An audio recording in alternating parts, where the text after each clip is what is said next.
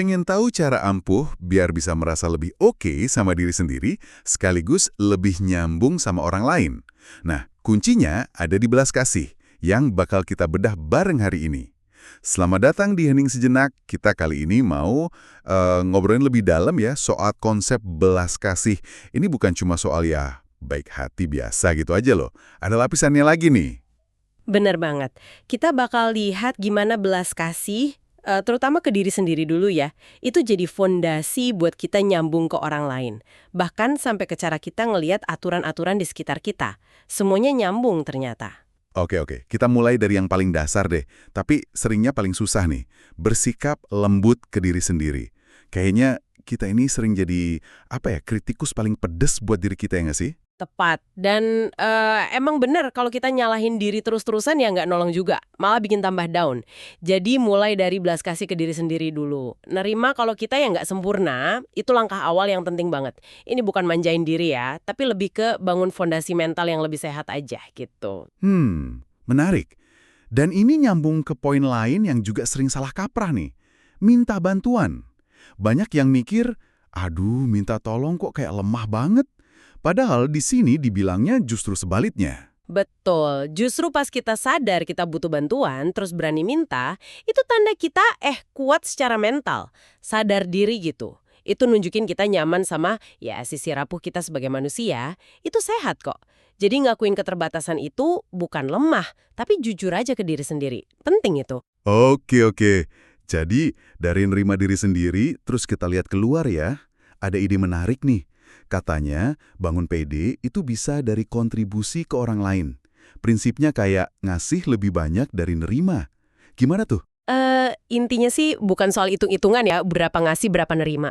Tapi lebih ke gimana pas kita berbuat sesuatu buat hal yang lebih gede dari diri kita sendiri, itu bisa ngasih makna, bisa bikin kita ngerasa lebih berharga. Fokusnya ke dampak baik dari tindakan kita itu loh, bukan ke kitanya dapat apa. Oh, jadi kayak geser fokus ya. Dari aku kurang apa, jadi aku bisa kasih apa. Gitu kali ya? Nah, ngomongin soal hubungan sama luar, jangan lupain teman sama keluarga juga.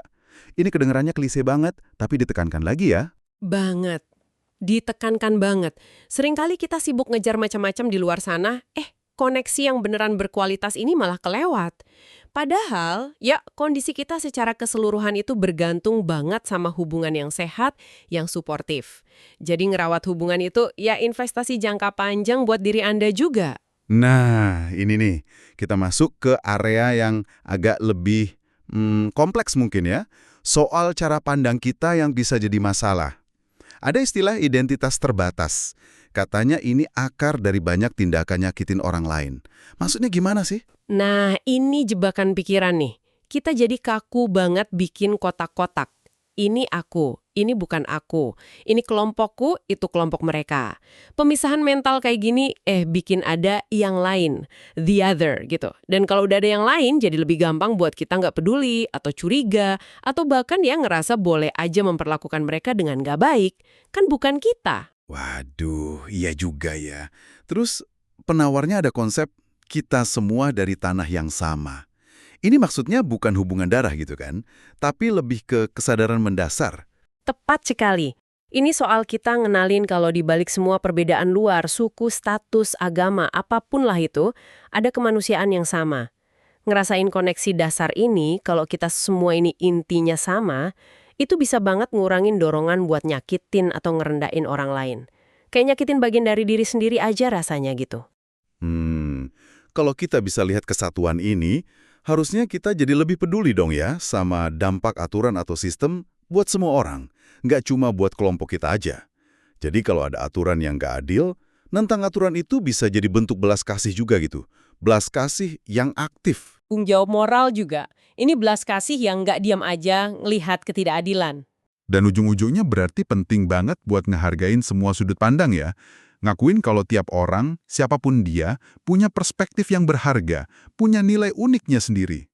Betul. Kalau kita abai sama satu sudut pandang aja, ya pemahaman kita jadi nggak utuh, bolong gitu. Jadi, fokus ke apa sih yang bisa disumbangin sama tiap orang, kelebihan uniknya, pengetahuannya, jangan cuma lihat kurangnya atau bedanya aja.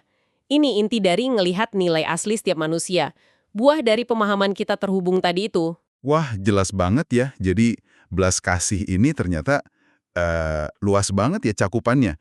Mulai dari cara kita ke diri sendiri, ke orang dekat, sampai cara kita mandang orang lain, dan struktur sosial di sekitar kita. Komplit ya?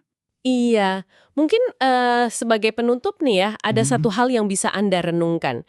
Gimana kalau misalnya dalam tiap interaksi, apalagi pas lagi beda pendapat atau ada konflik nih, Anda coba cari dan kenali tanah yang sama tadi, yang nyatuin kita semua. Mencoba lihat melampaui sekat-sekat identitas terbatas yang mungkin tanpa sadar sering kita bikin sendiri. Kira-kira apa ya yang bakal berubah dari cara Anda ngerespon dunia dan orang lain? Coba direnungkan. Nah, itu dia obrolan kita kali ini.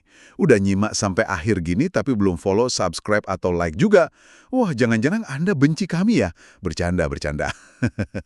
Sampai jumpa lagi di Hening Sejenak berikutnya ya.